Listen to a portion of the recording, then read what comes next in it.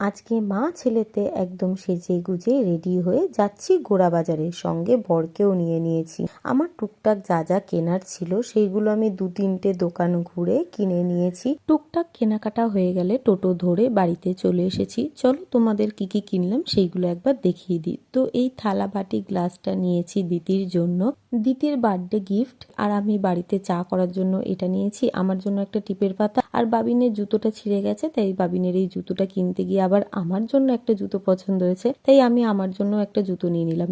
বিকেল বেলায় নতুন বাসনে চা বসিয়ে আমি এইদিকে মুড়ি মেখে নিয়েছি। চপ, মুড়ি মাখা আর ডালের বড়া দিয়ে আমি বর বিকেলের টিফিনটা করে আমি এইদিকে মুখের মধ্যে ফেস প্যাকটা মেখে নেব। সেই বাবিনের জন্মদিনের সময় আমি আর বোন ফেস প্যাকটা মেখেছিলাম, কিন্তু তারপর দিয়ে আর সময় পাইনি। অনেকদিন পর আজকে আবার ফেস প্যাকটা অ্যাপ্লাই করে আমি এখন বাবিনের সব জামা কাপড়গুলো এক এক করে আয়রন করে নিচ্ছি।